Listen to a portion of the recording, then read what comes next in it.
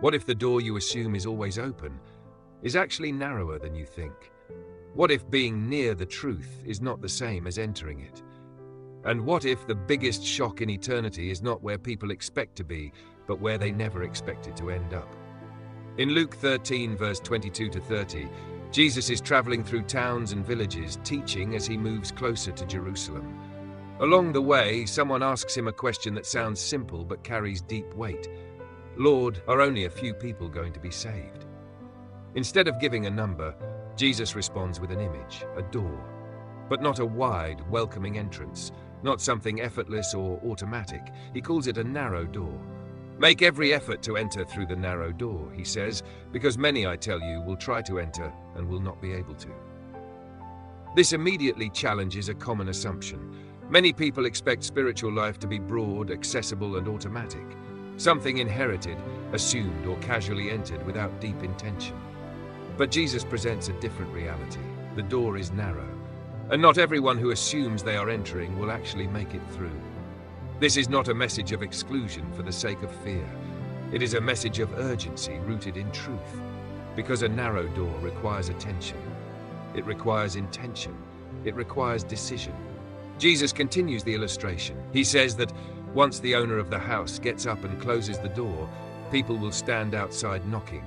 They will say, "Lord, open the door for us." But the response they receive is unexpected. "I don't know you or where you come from." At first, this sounds shocking, because the people outside claim familiarity. They say, "We ate and drank with you. You taught in our streets." In other words, they were close. They were present. They were aware. They were around the right environment. But proximity is not the same as relationship. Being near the message is not the same as entering its reality. And this is where the tension of the passage begins to grow. The people outside are not strangers in their own eyes. They are surprised by rejection. They assumed connection. They assumed recognition. They assumed access. But assumptions do not open narrow doors. Jesus then explains something even deeper. He says that people will come from east and west, north and south, and will take their places at the feast in the kingdom of God. Meanwhile, some who are first will be last, and some who are last will be first. This reverses human expectations completely. Because people often assume that closeness to religious systems automatically guarantees closeness to God. But Jesus is separating external familiarity from internal reality. The narrow door represents more than belief in words. It represents alignment of life. It is not about appearance. It is about authenticity, not about proximity, but about transformation. There is something uncomfortable in this teaching because it removes assumption and replaces it with reflection. It forces a question that cannot be avoided. Am I truly entering, or am I only near the entrance? The narrow door is not hidden, but it is not careless either. It requires choice, and choice implies awareness. Jesus does not describe people who never had opportunity. He describes people who assumed access without true engagement. This is where the phrase "make every effort" becomes important. It suggests intentionality, not passive expectation, not automatic entry, but active pursuit. The narrow door is not about earning salvation through effort. It is about responding seriously to what is being offered. Because what is being offered is not casual, it is life itself. As the passage continues, the emotional intensity increases. The image shifts from opportunity to finality. There comes a moment when the door is no longer open, not because it was never available, but because time has reached its completion. This introduces a truth that many people avoid thinking about. Opportunity has a window. Not everything remains open indefinitely, and this is not meant to create panic, but clarity, because clarity leads to decision. The people outside begin to plead. They knock, they insist, they reference their past association. But none of that replaces genuine entry. And that is the central warning of the passage. Association is not transformation. Exposure is not entrance. Knowledge is not relationship. The narrow door demands something deeper. It demands sincerity. It demands truth. It demands readiness. And perhaps most importantly, it demands response in the present, not the assumption of later. Jesus then speaks of a reversal that shocks expectations. Those who are assumed to be first may find themselves last. Those overlooked may find themselves welcomed. This is not about social position. It is about heart condition. God's kingdom does not operate on external labels. It operates on internal reality, and that reality is revealed over time. The narrow door is not designed to trick people. It is designed to reveal truth. Because in the end, what matters is not how close someone was to the message, but whether they truly entered into it. There is also a deeper emotional layer in this teaching. The people outside are not indifferent. They are distressed, they are knocking, they are pleading. But timing matters. And that is one of the hardest parts of this passage, because it suggests that awareness alone is not enough if it comes too late.